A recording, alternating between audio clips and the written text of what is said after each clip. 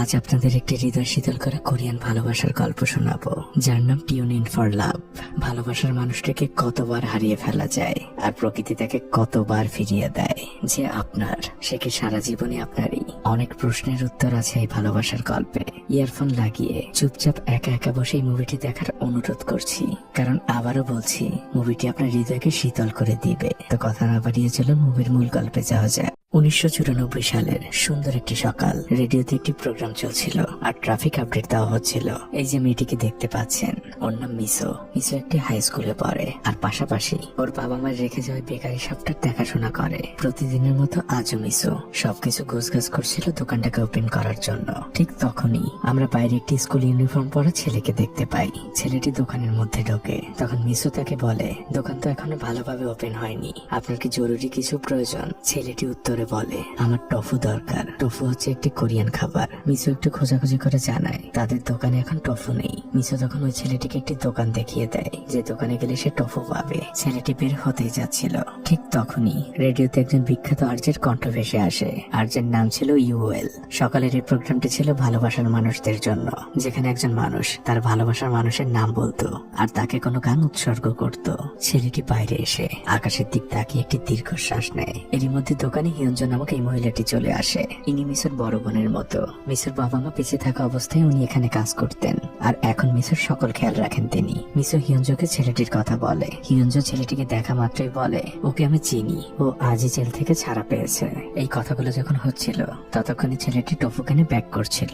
দোকানের সামনে part time চাকরির জন্য একটি নোটিশ ঝুলানো ছিল। এই দোকানে কাজ করার জন্য একজন লোক প্রয়োজন। ছেলেটি হাঁটতে হাঁটতে একটি মাঠের কিনারে এসে দাঁড়ায় আর নিচের দিকে তাকিয়ে অন্যদের খেলা দেখছিল। এই ছেলেটির ভালো নাম ছিল হিয়নু। দৃশ্য পরিবর্তন হয়। ওই দিন রাতের বেলা আমরা ছেলেটিকে সেই রেস্টুরেন্টেই দেখতে পাই। সেখানে এসেছে একটি কাজের জন্য, কারণ সকালবেলা সে ওই নোটিশটি দেখেছিল। হিয়ঞ্জন নামক সেই মহিলাটি হিয়নুকে জিজ্ঞেস করে, তুমি তো একজন স্টুডেন্ট, এখানে কাজ কিভাবে করবে? ছেলেটি হিয়ঞ্জকে উত্তর দেয়, আমি স্টুডেন্ট ছিলাম, এখন আর নেই। এরই মাঝে ছেলেটি নিজ থেকেই কাজ করছিল। আমি শুনেছি তুমি জেল থেকে বের হয়েছো, তুমি জেলে কেন গিয়েছিলে? ছেলেটি উত্তর দেয়, এ বিষয়ে এখন আমি কথা বলতে চাচ্ছি না, আমি শুধু এখানে কাজই করতে চাচ্ছি। মিসো আর হিয়ঞ্জোর ছেলেটিকে পছন্দ হয়, তাই তারা ছেলেটিকে কাজে রেখে দেয়। পরদিন থেকে শুরু হয় মিসো বেকারিতে এই ছেলেটির নতুন কর্মজীবন। প্রথম দিন থেকেই হিয়ঞ্জো ছেলেটিকে টফু বলে ডাকে, কারণ ছেলেটির টফু অনেক পছন্দ ছিল। হিয়ঞ্জো তখন ছেলেটিকে জিজ্ঞেস করে, আচ্ছা টফু, তোমার জেলের জীবনের গল্প আমাদের শোনাও না। কিন্তু হিয়ন নামক ছেলেটি চুপ করেই থাকে। তখন হিয়ঞ্জো নামক মহিলাটি তাকে বলে, আচ্ছা তোমার কষ্ট লাগলে বলার দরকার নেই। হিয়ন কিছুক্ষণ চুপ করে বসে থাকে, তারপর সে নিজ থেকেই বলতে শুরু করে, প্রত্যেকদিন সকাল 9টায় আমাদেরকে খাবার আনতে যেতে হতো।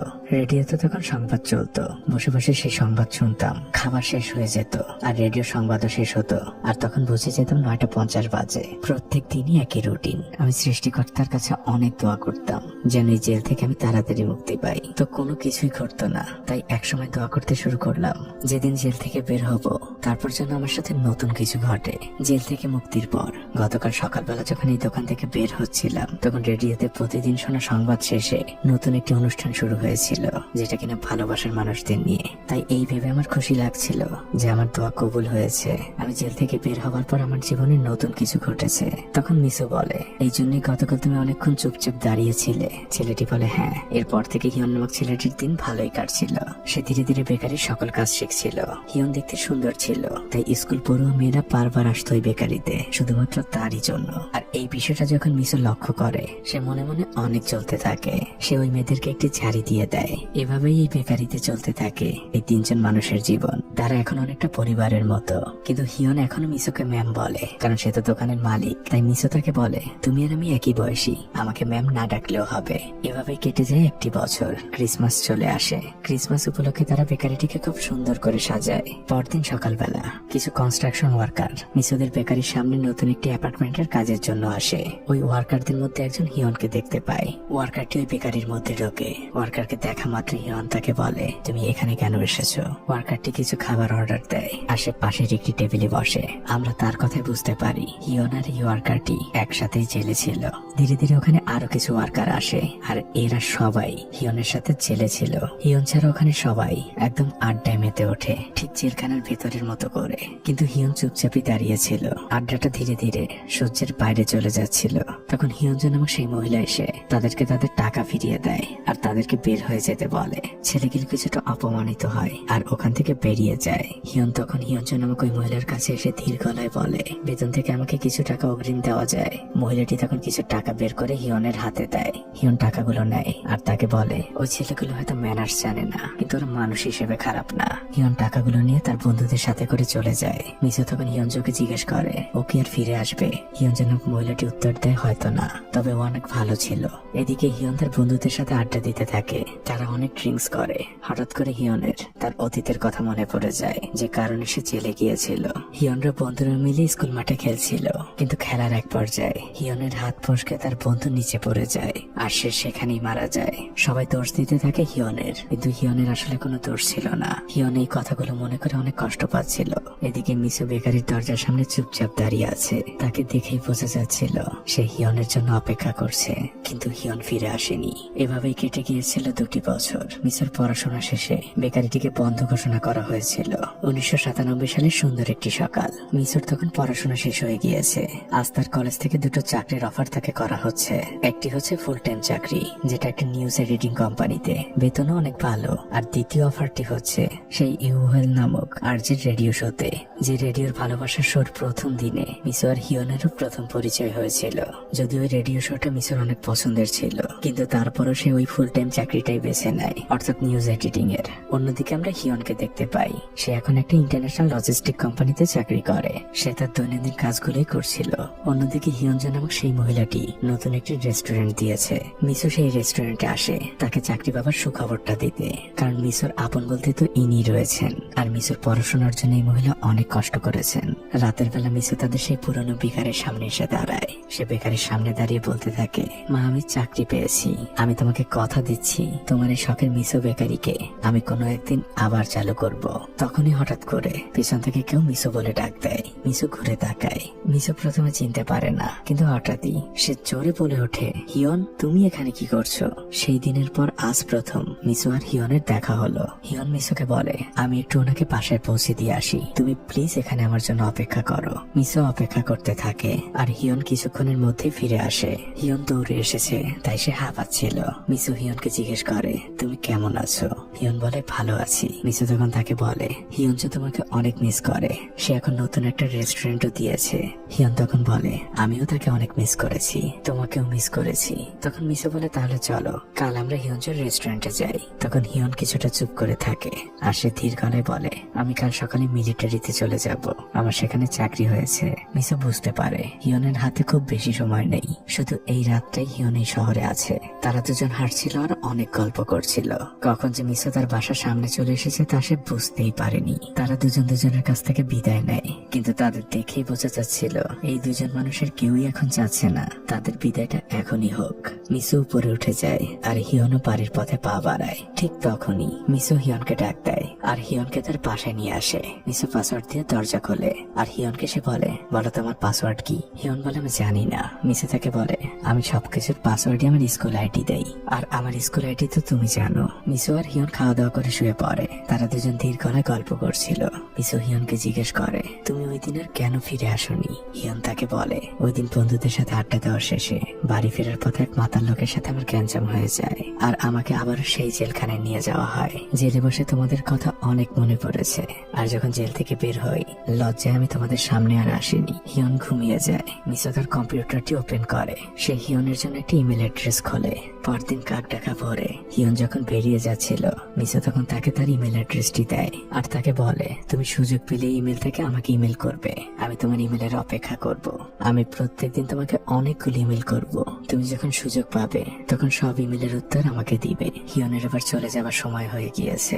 মিসো তাকে প্রচন্ড শক্ত করে জড়িয়ে ধরে, কিন্তু এই দুজন মানুষ এখনো কেউ কাউকে বলতে পারেনি যে ভালোবাসি।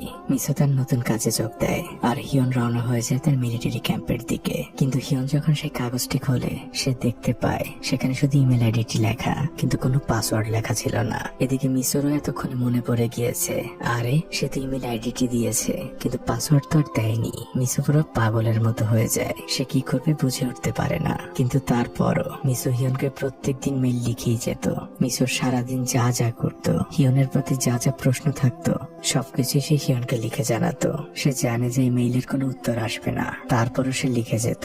মিসো সেই রেডিও স্টেশনেও একটি বার্তা পাঠিয়েছিল, যেটা তার আর হিয়নের পছন্দের অনুষ্ঠান ছিল, সেই ভালোবাসার মানুষদের জন্য অনুষ্ঠান। সেখানে মিসো লিখেছিল, টফু, ইমেলের পাসওয়ার্ড হচ্ছে আমার স্কুল আইডি। মিসোর বিশ্বাস ছিল টফু অর্থাৎ হিয়ন যেখানেই থাকুক না কেন, সে হয়তো রেডিওতে এখনো এই অনুষ্ঠানটি শোনে। এভাবেই কেটে যায় আরো 3টি বছর। সাল 2000। সুন্দর একটি সকাল, আমরা হিয়নকে দেখতে পাই। সে সেই মিসো বেকারির সামনে দাঁড়িয়ে আছে, কিন্তু এখন সেখানে সেই বেকারিটি নেই। এদিকে মিসোর এত বছরের অভ্যাসটা এখনো যায়নি। সে প্রতিদিনই ইমেল চেক করে। আজও সে তার ইমেল অ্যাকাউন্টে ঢোকে, কিন্তু এটা সে কি দেখছে? হিয়ন তাকে মেইল করেছে। মিসোর হাত পা কাঁপছে, তার চোখে পানি চলে এসেছে। হিয়ন তাকে মেইলে লিখেছে, তুমি ভাবছো আমি তোমার পাসওয়ার্ড কিভাবে খুঁজে পেয়েছি? তোমাকে আমি খুঁজতে তোমার সেই পুরনো বাসায় গিয়েছিলাম, কিন্তু তুমি শহর ছেড়ে চলে গিয়েছিলে। বাসাটা টুলেট টাঙানো ছিল। আমি তোমার ওই বাসাটাই ভাড়া নিয়েছি। মালিকের কাছ থেকে যখন তোমার দরজার পাসওয়ার্ড নিচ্ছিলাম, তখন আমার পাসওয়ার্ড দেখে মনে পড়ে যায় তুমি তোমার সকল পাসওয়ার্ড তো তোমার স্টুডেন্ট আইডি দাও। আর সাথে সাথেই আমি যে একটি কম্পিউটার দোকানে ঢুকি আর সেখান থেকে মেইল লগ ইন করার চেষ্টা করি, আর ফাইনালি আমি ইমেলে লগ ইন করতে পারি। সেখানে তোমার হাজার হাজার ইমেল ছিল। আমি এত খুশি হয়েছিলাম তোমাকে আমি বলে বোঝাতে পারবো না। মিসো ইমেল পড়ছিল আর তার দু চোখ পানিতে টলটল করছিল। এভাবেই শুরু হয় তাদের নতুন করে ইমেলে কথা বলা। এই দুটো মানুষ আবারও তাদের দুজনকে খুঁজে পায়। হিয়ন মিলিটারি সার্ভিস শেষ করে এসে একটি জিমে চাকরি নিয়েছিল। ইমেলে এসে মিসোকে তার ফোন নাম্বার দেয়, আর মিসো ফোন নাম্বার পাওয়ার সাথে সাথেই দৌড়ে এসে সে হিয়নকে কল দেয়। এই দুজন মানুষ কতটা দিন পর তাদের কণ্ঠস্বর শুনছে। তারা দুজনে অনেক খুশি ছিল, কিন্তু মিসোকে তার বস ডাক দেয়। তখন মিসো হিয়নকে বলে, আমি আজ সন্ধ্যে 6:30টায় তোমাকে কল দিব, তুমি আমার ফোনের অপেক্ষা করো। মিসো ফোনটা রেখে দেয়। এদিকে হিয়ন আজ অনেকটা দিন পর মন খুলে হাসছে। ওই দিন 6:30টায় মিসো ঠিকই হিয়নকে কল দিয়েছিল। হিয়নের ফোনে শুধু রিং বেজে যাচ্ছিল, কিন্তু সেই ফোন তোলার কোনো মানুষ সেখানে ছিল না। আসলে ওই দিন হিয়ন সহ জিমে সবাইকে পুলিশ ধরে নিয়ে গিয়েছিল, কারণ ওই জিমের মালিক একটি প্রতারণা করেছিল। হিয়নকে থানা থেকে তার সেই বন্ধুরাই ছাড়িয়েছিল। হিয়ন এই সকল কথাই মিসোকে জানাতে চেয়েছিল, কিন্তু তারা সাহস হয়নি। সে আবারও মিসোকে মেইল করে, আর সেখানে লেখা ছিল, আমি কেন এতদিন তোমার সাথে যোগাযোগ করিনি, প্লিজ তার কোনো কারণ জানতে চেও না। তুমি শুধু এইটুকু ভেবো না যে আমি ইচ্ছে করে তোমাকে মেইল দেইনি, কারণ একটি কথা তুমি সবসময় মাথায় রাখবে, তুমি আমার হাসির একমাত্র কারণ। কিন্তু মিসো ওই দিন অনেক কষ্ট পেয়েছিল। সে অনেক দিন অপেক্ষা করেছিল শুধুমাত্র হিয়নের একটি মেইলের জন্য, কিন্তু মিসো তো কিছুই জানে না যে হিয়নের সাথে আসলে কি হয়েছে। তাই মিসো হিয়নকে কিছুটা ভুল বোঝে। মিসো অনেকটা অভিমান নিয়ে হিয়নকে লিখে, আমরা দুজন দুজনের সাথে আবার ওই দিন কথা বলবো, যেদিন আমাদের কারো জীবনে ভালো কিছু ঘটবে। এর আগ পর্যন্ত আমরা কেউ কাউকে কোনো মেইল দিব না। এই শেষ মেইলটি লেখার সময় মিসো প্রচন্ড কাঁদছিল। আর এভাবেই কেটে যায় আরো 5টি বছর। 2005 সালের সুন্দর একটি সকাল। সকালবেলা রেডিওতে সেই প্রোগ্রামটি চলছিল। মিসো তার অফিসে বসে সেই প্রোগ্রামটি শুনছিল।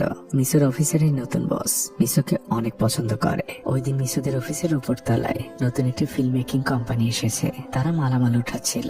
ওই দিন সন্ধ্যেবেলা মিসোর বস মিসোকে একটি সারপ্রাইজ দেয়। মিসোর একটি নতুন বই প্রকাশ করে। মিসো তো অনেক খুশি হয়, আর মিসোর বস মিসোকে সবসময় এভাবে ইমপ্রেস করার চেষ্টা করে। পরদিন সকালবেলা মিসো তার অফিসে কাজ করছিল, কিন্তু হঠাৎই মিসোর চোখ তার দরজার দিকে যায়। দরজার ওপাশে একটি ছেলে দাঁড়িয়ে আছে।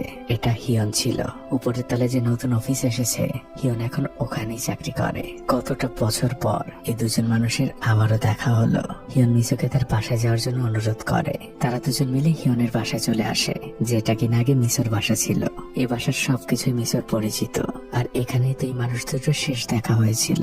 আজ অনেকগুলো বছর পর আবারও সেই একই জায়গা, একই সময়। তারা দুজন ঠিক আগের মধ্যে করেই সময় কাটায়। তারা অনেক মজা করতে থাকে। পরদিন মিসো তার অফিস থেকে 3 দিনের ছুটি নেয়। তারা দুজন সময়গুলোকে খুব সুন্দরভাবে উপভোগ করছিল। তাদেরকে দেখে মনে হচ্ছিল তারা যেন সত্যিকারের লাভ বার্ড। কিন্তু একটা কথা মাথায় রাখবেন, এরা কিন্তু এখনো কেউ কাউকে বলতে পারেনি যে ভালোবাসি। পরদিন তারা দুজন মিলে সেই হিয়নজো নামক মহিলার রেস্টুরেন্টে যায়। হিয়নজো অনেক দিন পর হিয়নকে দেখে একদম অবাক হয়ে যায়। সে তো একদম চিনতেই পারছিল না।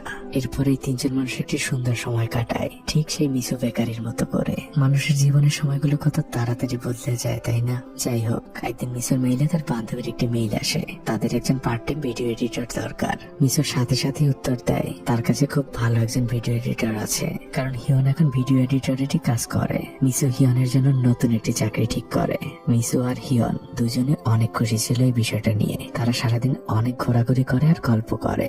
দিন শেষে তারা যখন বাসায় ফিরে আসে তখন মিসু হিয়নকে প্রথমবারের মতো বলে, বিয়ে করবে আমাকে? হিয়ন তো একদম চুপ হয়ে যায়। সে কি বলবে বুঝে উঠতে পারছে না, কিন্তু হিয়ন কোনো উত্তর দেয় না। পরদিন সকালবেলা আমরা মিসুর বসকে দেখি মিসুদের সেই পুরনো বেকারির সামনে। সে মূলত মিসুকে ইমপ্রেস করার জন্য এই জায়গাটিতে আবার সে মিসু বেকারি বানাতে চাচ্ছে, আর সেই কথাই বস মিসুকে জানায়। অন্যদিকে হিয়নের ফোনে আজ অনেকদিন পর তার এক বন্ধুর কল এসেছে। সে হিয়নকে বলছে, আজ 10 বছর পূর্ণ হলো আমাদের সেই বন্ধুর আজ মৃত্যুদিন, যাকে খুনের দায়ে আমরা এতটা বছর জেল খাটলাম। আমরা আমাদের বন্ধুকে ভুলে যেতে পারি না। প্রতি বছরের মতো আজও আমাদের কিছু করতে হবে। সেই জেলে থাকা সব বন্ধুরা মিলে তাদের সেই বন্ধুর বাসার উদ্দেশ্যে একটি মাইক্রো নিয়ে রওনা হয়। তারা প্রতি বছরই এখানে আসে। সারা বছর তারা চাকরি করে কিছু টাকা জমায়, আর সেই টাকাগুলো এক করে তারা ওই মৃত বন্ধুর মায়ের জন্য রেখে যায়। আজ হিয়নের তার বন্ধুর সেই মায়ের সাথে দেখা হয়ে যায়। হিয়ন তার কাছে ক্ষমা চায়, কিন্তু হিয়নের বন্ধুর মা প্রচন্ড রেগে যায়। সেই হিয়নকে বলে, তোদেরকে জেলের বাইরে দেখলে আমার শরীর চলে যায়। তোদের কেন মৃত্যুদণ্ড দিল না? আমার ছেলেটা যদি বেঁচে থাকতো তাহলে সে চাকরি করে আমার হাতে টাকা দিত। তোদের এই ভিক্ষার টাকা আমার লাগবে না। হিয়ন তাকে বলে, ওটা দুর্ঘটনা ছিল, আপনি আমাদেরকে মাফ করে দিন। মহিলাটি বলে, তোরা মারা যাবার পরে তোদের বন্ধুর কাছে মাপ চেয়ে নিস, আমি মাফ করার কেউ না। এটা বলে মহিলাটি দরজা আটকিয়ে দেয়। ভারাক্রান্ত মন নিয়ে হিয়ন শহরে ফিরে আসে, কিন্তু সে তার মোবাইলটা নিতে ভুলে যায়। মোবাইলটা গাড়ির মধ্যেই থেকে যায়। এদিকে মিসু বারবার হিয়নকে কল দিচ্ছিল। তখন হিয়নের ফ্রেন্ড মোবাইলটি রিসিভ করে, আর মিসু সেই মোবাইলটি নেওয়ার জন্য যায়। আর মোবাইলটি নেওয়ার সময় মিসু জানতে পারে হিয়ন আসলে কোথায় গিয়েছিল আর কেন গিয়েছিল। বাসায় ফিরে মিসু হিয়নকে কিছুই বুঝতে দেয় না। পরদিন মিসু হিয়নের বন্ধুর সাথে সেই মহিলার বাড়িতে যায়, আর ফিরে এসে রাতের বেলা দুজন খেতে বসে। খাবার এক পর্যায়ে মিসু হিয়নকে বলে, তোমাকে আর ওই মহিলার বাড়িতে যেতে হবে না, আমি তাকে অনেকগুলো টাকা দিয়ে এসেছি আর তাকে বুঝিয়ে বলে এসেছি। হিয়ন অনেকটা রাগ নিয়ে জিজ্ঞেস করে, তোমাকে এই কথাগুলো কে বলেছে? মিসু ভয়ে ভয়ে বলে, তোমার বন্ধু। রাগে হিয়নের হাত কাঁপছিল। হিয়ন উঠে দাঁড়ায়। সে ওই বাসা থেকে বের হয়ে যেতে চাচ্ছে। মিসু তাকে বাধা দেয়, বলে, তুমি কোথাও যেতে পারবে না, তুমি এখানেই থাকবে। হিয়ন তাকে বলে, আমি কিভাবে থাকবো বলো? আমি শুধু সবসময় প্রার্থনা করতাম আমি পৃথিবীর অন্তত একটা মানুষের কাছে খুনি হিসেবে পরিচিত না হই, একটা মানুষের কাছে অন্তত আমি নিষ্পাপ থাকি। কিন্তু তুমি সেই অধিকারটা কেড়ে নিয়েছো আমার। তুমিও জেনে গিয়েছো আমার অতীত। মিসু হিয়নকে বোঝাতে থাকে, আমি শুধু তোমার কষ্টটাকে ভাগাভাগি করতে চাচ্ছিলাম। হিয়ন বলে, আমার এই কষ্ট আমি অনেক ভাগাভাগি করেছি, শুধু তোমাকে চেয়েছিলাম যাকে নিয়ে আমি আমার অতীতটাকে ভুলে থাকবো। মিসু বলে, তুমি কি আমার জীবন থেকে আবার হারিয়ে যাবে? হিয়ন বলে, আমি আর কখনোই ফিরবো না, আর তুমি ওই বাসা থেকে চলে যেও। এটা বলে হিয়নের বাসা থেকে বের হয়ে যায়। সে তার সেই বন্ধুর কাছে আসে যে সবকিছু মিসুকে জানিয়েছে। হিয়ন তার বন্ধুকে জিজ্ঞেস করে, তুই কেন বলতে গেলি ওকে সবকিছু? হিয়নের বন্ধু হিয়নকে বলে, আমরা সবাই একসাথে জেল খেটেছি, কষ্ট করেছি, কিন্তু এখন শুধুমাত্র তুই তোর অতীতকে ভুলে যেতে পারছিস, ভালো আছিস। তুই একটা স্বার্থপর, তাই তোর গার্লফ্রেন্ডকে সবকিছু বলে দিয়েছি। এটা শুনে হিয়ন খুবই রেগে যায়। দুই বন্ধুর মধ্যে মারামারি শুরু হয়। ওখান থেকে হিয়ন যে নামক সেই মহিলার রেস্টুরেন্টে আসে আর তাকে সবকিছুই খুলে বলে। হিয়ন যে তখন হিয়নকে অনেক বুঝায় হিয়ন মিসুর লাইফ থেকে বারবার হারিয়ে গিয়েছে। সেই অপেক্ষার দিনগুলো মিসু কিভাবে কাটিয়েছে তা হিয়ন যে নামক মহিলাটি হিয়নকে বলে। হিয়ন তার ভুল বুঝতে পারে, তাই সে সাথে সাথে বাসায় ফিরে আসে মিসুর কাছে। কিন্তু বাসায় ফিরে সে দেখতে পায় মিসু কোথাও নেই। সে হিয়নের কথা অনুযায়ী বাসা ছেড়ে চলে গিয়েছে। পরদিন সকালে হিয়ন মিসুর অফিসে যায়, কিন্তু সেই অফিসে ছিল একদম ফাঁকা, কারণ সেই অফিস আজ বদল হয়ে গিয়েছে। হিয়ন তখন হঠাৎ করে মিসুর বসের গাড়ি দেখতে পায়। হিয়ন তার গাড়ি থামায় আর তাকে জিজ্ঞেস করে, আপনি কি বলতে পারবেন মিসু এখন কোথায় আছে? মিসুর বস তাকে জানায়, আমি বলতে পারলেও তোমাকে বলবো না, কারণ মিসুর ডিজার্ভ বেটার, তোমার মতো ছেলে মিসুর যোগ্য না। এটা বলে মিসুর বস গাড়ি সামনের দিকে বাড়ায়। তখন হিয়ন ওই গাড়ির পেছনে দৌড়াতে থাকে, কারণ তার এখনই মিসুর সাথে দেখা করতে হবে। এদিকে মিসু তার বসের জন্য অপেক্ষা করছিল। এরই মধ্যে গাড়ি চলে আসে। মিসু রেস্টুরেন্ট থেকে বের হয়। মিসু গাড়িতে উঠতেই যাচ্ছিল, তখনই দূর থেকে কেউ মিসুকে তার নাম ধরে ডাকছে। মিসু দেখতে পায় এটা হিয়ন। মিসু তার দিকে তাকায়, কিন্তু পরক্ষণেই সে ইগনোর করে যায়। সে তার বসের গাড়িতে উঠে যায়। গাড়ি চলতে থাকে। হিয়ন তখনও পিছনে ছুটেই চলেছে, কিন্তু গাড়ির সাথে কি আর সে দৌড়ে পারে? এদিকে মিসু গাড়ির মধ্যে বসে কাঁদছিল। তার বস তাকে জিজ্ঞেস করে, আমি কি গাড়ি থামাবো? মিসু মাথা নেড়ে উত্তর দেয়, হ্যাঁ। মিসুর বস গাড়ি থামায়। মিসু গাড়ি থেকে নামে। এদিকে হিয়নও দৌড়াতে দৌড়াতে সেখানে চলে এসেছিল। মিসুকে দেখে হিয়নের চোখে পানি চলে আসে। সে আরো জোরে দৌড় দেয় আর দৌড়ে এসে মিসুকে জড়িয়ে জড়িয়ে ধরে আর তাকে বলতে থাকে ভালোবাসি। কিন্তু মিসো আজ কেমন যেন একটু নির্বাক। মিসো অনেক কাঁদছিল, কিন্তু সে স্থির হয়ে দাঁড়িয়েছিল। মিসো কাঁদো কাঁদো গলায় হিয়নকে বলে, তুমি প্লিজ আমার পিছনে এসো না, তোমার অনেক কষ্ট হবে, তুমি ফিরে যাও। মিসো এবার গাড়ির দিকে পা বাড়ায়। সে অনেক কাঁদছিল। অন্যদিকে হিয়নের পা সামনে আগাচ্ছে না, সে ওখানেই দাঁড়িয়ে আছে আর প্রচন্ড কাঁদছে। গাড়ি চলে যায়, হিয়ন ওখানে স্থির হয়ে দাঁড়িয়ে থাকে আর তার দু চোখ বেয়ে শুধু পানিই পড়তে থাকে। যে আপনাকে ভালোবাসে তাকে কখনোই ইগনোর করা উচিত না। হিয়ন আজ এই কথাটি খুব ভালোভাবেই বুঝতে পারছে। দৃশ্য পরিবর্তন হয়। মিসো চুপচাপ বসেছিল, সে একদম মনমরা হয়ে গিয়েছে। পরদিন সেই রেডিও স্টেশনে ভিডিও করার জন্য আসে হিয়ন। এটা ছিল সেই ভালোবাসার মানুষদের জন্য প্রোগ্রাম যেটা মিসো আর হিয়ন অনেক পছন্দ করত আর যেটা এখনো তারা প্রতিদিন শোনে। সেই আরজে হিয়নের কাছে জিজ্ঞেস করে, তোমার কি কোনো ভালোবাসার মানুষ রয়েছে যাকে তুমি কিছু বলতে চাও? অন্যদিকে মিসো তখন অফিসে বসে ওই প্রোগ্রামটি কানে হেডফোন দিয়ে শুনছিল। আর তখনই সেই আরজে ওই প্রোগ্রামের মধ্যে বলে ওঠে, আমার সামনে এমন একটি ছেলে দাঁড়িয়ে আছে যে মিসো নামক একটি মেয়েকে প্রচন্ড ভালোবাসে, কিন্তু মিসো তাকে ভুল বুঝে তার জীবন থেকে চলে গিয়েছে। আর যে বলে, আমরা সবাই দোয়া করি মিসো যেন আবার এই ছেলেটির জীবনে ফিরে আসে। মিসো আর এবার নিজেকে ধরে রাখতে পারে না। মিসো অফিস থেকে বের হয়। মিসো শহরের রাস্তা ধরে পাগলের মতো দৌড়াচ্ছিল। সে অনেকটা পথ পাড়ি দিয়ে ফাইনালি সে রেডিও স্টেশনের সামনে এসে দাঁড়ায়। ভেতরে হিয়ন তখন সবকিছু গোছাচ্ছিল আর হঠাৎ হিয়নের চোখ যায় বাইরের দিকে। মিসো দাঁড়িয়ে আছে। এই মুহূর্তটা দেখে সত্যি মনে হচ্ছিল ভালোবাসা সুন্দর, ভালোবাসার মানুষ সুন্দর। যে আপনার, সে শুধু আপনারই। ভালোবাসার আরেক নাম অপেক্ষা। আমার কাছে মনে হয় কাউকে সহজে পাওয়ার থেকে এই অপেক্ষার ভালোবাসাটি বেশি সুন্দর। আপনার জীবনে যদি আপনার সেই ভালোবাসার মানুষটা এখনো না এসে থাকে, আপনি অপেক্ষা করে যান, সে অবশ্যই আসবে।